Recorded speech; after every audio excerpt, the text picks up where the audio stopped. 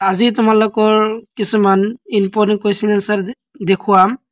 first সেমিষ্টাৰৰ যেটা তোমালোকৰ AEC common কোৰ্সৰ subject আছে AEC যোগাযোগমূলক অসমীয়া যোগাযোগমূলক অসমীয়াৰ আজি তোমালোকৰ প্ৰথম ইউনিটৰ কিছুমান ইম্পৰ্টেণ্ট কুৱেশ্যন এনচাৰ দেখুৱাম তো তোমালোকে ইম্পৰ্টেণ্ট কুৱেশ্যন এনচাৰ কিন্তু তোমালোকে চাই লোৱা তো তোমালোকৰ প্ৰথম চেপ্টাৰতে আছে যে কথনগত দক্ষতা ভাষা জ্ঞান জ্যোতি জ্ঞান উচ্চাৰণ এই চেপ্টাৰৰ আজি ইম্পৰ্টেণ্ট কুৱেশ্যন এনচাৰ দেখুৱাম তো তোমালোকে কুৱেশ্যনবিলাক চাই লোৱা তো আহা ভিডিঅ'টো অতি সোনকালে আৰম্ভ কৰোঁ তোমালোকৰ প্ৰথম কুৱেশ্যনটো হ'ল যে কুৱেশ্যন নম্বৰ 1 ভাষা বুলিলে কি বুজা তাৰ আনসাৰত দিয়া আছে যে ভাষা হৈছে দৌৰণি বা উচ্চাৰণৰ লিখিত চিহ্ন যাৰ জৰিয়তে ব্যক্তিয়ে যোগাযোগ কৰিবলৈ সক্ষম হয় এই আছিল তোমালোকৰ ভাষা আৰু ইয়াৰ পিছৰ কুৱেশ্যনটো হ'ল যে ভাষা শব্দটো সংস্কৃত ভাষাৰ কি শব্দৰ পৰা আহিছে ভেৰি ভেৰি ইম্পৰ্টেণ্ট যে সংস্কৃতি বাৰ্ক ধাতুৰ পৰা আহিছে আৰু ইয়াৰ লগত চাই ল'বা তোমালোকে কুৱেশ্যন নম্বৰ 5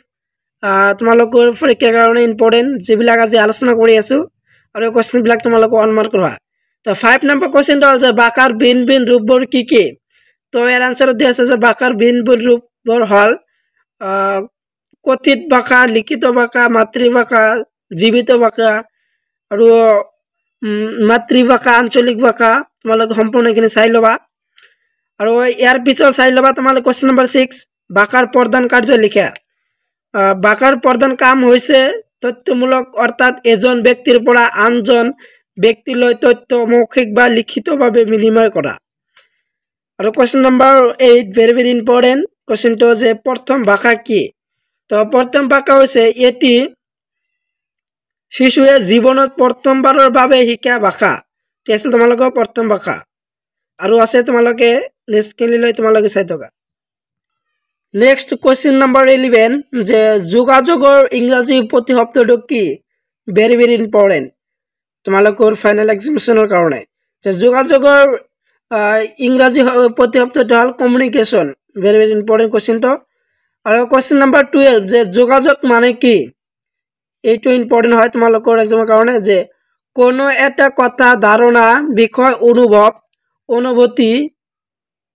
আদি সমূহৰ আনৰ লগত বিনিময় বা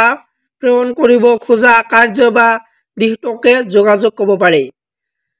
আৰু আছে তোমালোকৰ কুৱেশ্যন নম্বৰ 15 তো তোমালোকে আস্তেনে লোৱা যিবিলাক আজি কুৱেশ্যন তোমালোকক আলোচনা কৰি আছো গোটেইবিলাক তোমালোকে বহিত লিখি লোৱা তোমালোকৰ এক্সামৰ কাৰণে দৰকাৰী হয় কুৱেশ্যনবিলাক গুৰুত্বপূৰ্ণ হয় কুৱেশ্যন নম্বৰ 15 তো হ'ল যে যোগাযোগ কলা গ্ৰন্থ শব্দ কি কি ভাষাৰ কথা কৈছে তো এৰ আনসাৰ দিয়া আছে যে আমাৰ প্ৰত্যেকৰে নিজা নিজা শব্দ ভাণ্ডাৰ আছে এই শব্দ ভাণ্ডাৰক আমি দুভাগত ভাগ কৰি চাব পাৰো সক্ৰিয় আৰু নিষ্ক্ৰিয় এক্টিভ আৰু পসিভ এটো তোমালোকে চাই লবা আৰু কোৱেশ্চন নম্বৰ 16 যে সক্ৰিয় শব্দ কি আৰু কোৱেশ্চন নম্বৰ 17 নিষ্ক্ৰিয় শব্দ কি তো এৰ আনসাৰ গুলো তোমালোকে চাই লবা তো সক্ৰিয় শব্দ কি আছিল আৰু আজ তোমালোকৰ নিষ্ক্ৰিয় শব্দটো কি তো এইটো চাই লবা আৰু কোৱেশ্চন নম্বৰ 18 তো হল যে সাধাৰণতে বাক্য কি ভেৰি ভেৰি ইম্পৰ্টেণ্ট তো ইয়াৰ আনসার হল যে পদ এঠাই নাই বা অধিক পদ লগ লাগি কোনো এটা সম্পূৰ্ণ অৰ্থ প্ৰকাশ কৰিলে তাক বাক্য বুলি কোৱা হয় ভেৰি ভেৰি ইম্পৰ্টেণ্ট আৰু কোৱেশ্চন নম্বৰ 19 তো চাই লবা যে যোগাযোগ ভাষিক ভিন্নতাৰ ভাগ কেইটা কি কি তো ইয়াৰ ভাগ তিনিটা তো ভাগ তিনিটা তোমালোকে চাই লোৱা হিবিস্তাত দিয়া আছে কোৱেশ্চন নম্বৰ 18 ৰ আনসাৰ খিনি তোমালোকে চাই লোৱা যে কোৱেশ্চনটো হল যে যোগাযোগ ভাষিক ভিন্নতাৰ ভাগ কেইটা কি কি তো ভাগ তিনিটা এই তিনিটা তোমালোকে চাই লোৱা যে শৰীৰৰ ভাষা সম্পৰ্কীয় স্থানিক দূৰত্ব সম্পৰ্কীয় বাচিক লক্ষণ এই তিনিটা তোমালোকে চাই লোৱা আৰু আছে তোমালোকে নেক্সটলৈ চাই থকা 20 নম্বৰ কোৱেশ্চনটো তোমালোকৰ ইম্পৰ্টেণ্ট নহয় এটো তোমালোকে চাব নালাগে আৰু হল তোমালোকৰ ইম্পৰ্টেণ্ট কোৱেশ্চন নম্বৰ 28 যে অসমীয়া ভাষাৰ আটাইতকৈ ডাঙৰ ভাষিক সমস্যাটো কি তো এৰ আনসাৰটো হল যে আখৰ জটনিৰ সমস্যা আৰু কোৱেশ্চন নম্বৰ 30 যে দৌৰণি কাক বোলে ভেৰি ভেৰি ইম্পৰ্টেণ্ট তোমালোকৰ পৰীক্ষাৰ কাৰণে এই কোৱেশ্চনটো যে ধ্বনি মানে শব্দ বা আৱাজ মানুহে মনৰ ভাৱ প্ৰকাশ কৰোঁতে উচ্চাৰণ কৰা আটাইতকৈ ক্ষুদ্ৰতম খণ্ডটোৱে হ'ল ধ্বনি very very important question number 30 আৰু কোৱেশ্চন নম্বৰ 31 যে মুখৰে উচ্চাৰিত সকলোবোৰে ধ্বনি নে তো ইয়াৰ আনসাৰ দিয়া আছে যে মুখৰে উচ্চাৰিত সকলোবোৰ ধ্বনি নহয় সুহৰি এটা ধ্বনি নহয় আৰু কোৱেশ্চন নম্বৰ 32 যে ধ্বনি প্ৰদানত কেই প্ৰকাৰ তো ধ্বনি প্ৰদানত দুই প্ৰকাৰ স্বৰ ধ্বনি আৰু ব্যঞ্জন ধ্বনি এইটো তোমালোকে চাই ল'বা আৰু তোমালোকৰ কোৱেশ্চন নম্বৰ 33 দিয়া আছে যে স্বৰ ধ্বনি আৰু ব্যঞ্জন ধ্বনি কি এইটো চাই ল'বা ইয়াৰ আনসাৰ কিন্তু তোমালোকে চাই লোৱা আৰু কোৱেশ্চন নম্বৰ 34 যে ব্যঞ্জন ধ্বনি কি এইটো তোমালোকে কোৱেশ্চন আনসাৰটো চাই ল'বা তোমালোকে কেমেৰাৰ পৰা চাই লোৱা ভেৰি ভেৰি ইম্পৰ্টেণ্ট কোৱেশ্চন বিলাক আৰু নেক্সট কোৱেশ্চন নম্বৰ 35 তো 35 কোৱেশ্চনটো তোমালোকে চাই ল'বা কোৱেশ্চনটো হ'ল যে 35 নম্বৰ কোৱেশ্চন যে অসমীয়া ভাষাৰ ব্যঞ্জন ধ্বনি কেইটা তো ইয়াৰ আনসাৰ দিয়া আছে তোমালোকৰ 21টা অসমীয়া ভাষাৰ ব্যঞ্জন ধ্বনি আৰু কোৱেশ্চন নম্বৰ 36 অসমীয়া ভাষাৰ ব্যঞ্জন বৰ্ণ সংখ্যা কেইটা তো 40টা আৰু কোৱেশ্চন নম্বৰ 37 অসমীয়া ভাষাৰ ধ্বনি আৰু আখৰৰ সংখ্যা সমান নে তো অসমীয়া ভাষাৰ ধ্বনি আৰু আখৰৰ সংখ্যা সমান নহয় আৰু আছে তোমালোকৰ কোৱেশ্চন নম্বৰ 39 40 তাৰপিছত তোমালোকৰ 41 42 43 আৰু 44 অসমীয়া ভাষাত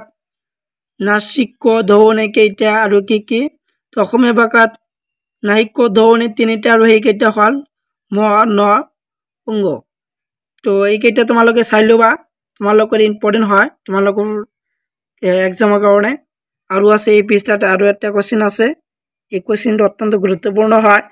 তো এই কোৱেশ্চনটো হ'ল যে জ্যোতি কাক বলে তো এৰ আনসাৰ দিয়া আছে যে উচ্চাৰণৰ সময়ত জিভাৰ বিৰামৰ নাম জ্যোতি বা ছেদ কথাৰ মধুৰ্য ৰাখিবলৈ আৰু লয়যুক্ত কৰিবলৈ বিৰামৰ আৱশ্যক হয় এই বিৰামকে জ্যোতি বা ছেদ বুলি কোৱা হয় very very important question number 47 এই কোৱেশ্চনৰ এনসাৰটো তোমালোকে ভালকৈ চাই ল'বাচোন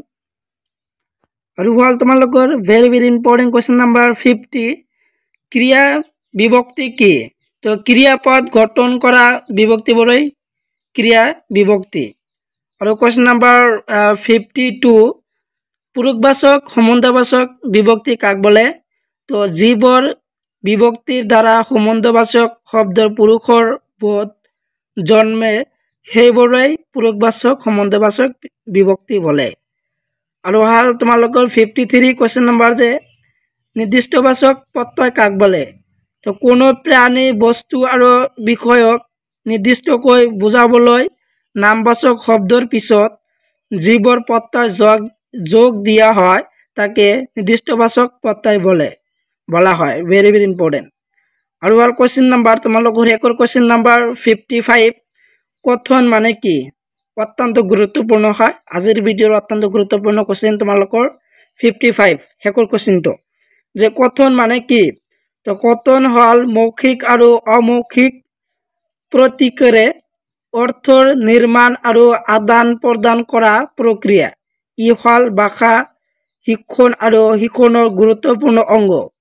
তো তোমালোকে এইটো ভালকৈ চাই ল'বা যে কথন হল মৌখিক আৰু অমৌখিক প্ৰতীকেৰে অৰ্থৰ নিৰ্মাণ আৰু আদান প্ৰদান প্ৰক্ৰিয়া ই হল ভাষা শিক্ষণ আৰু শিক্ষণৰ গুৰুত্বপূৰ্ণ অংগ ভেৰি ভেৰি ইম্পৰ্টেণ্ট কোৱেশ্চন কেইটা আজি তোমালোকৰ আগত যিবিলাক কোৱেশ্চন আনসাৰ আলোচনা কৰিলোঁ গোটেইবিলাক ইম্পৰ্টেণ্ট হয় তোমালোকৰ ফাইনেল এক্সামিনেশ্যনৰ কাৰণে 2024 তো তোমালোকে কোৱেশ্চনবিলাক তোমালোকে ভালকৈ চাই যাবা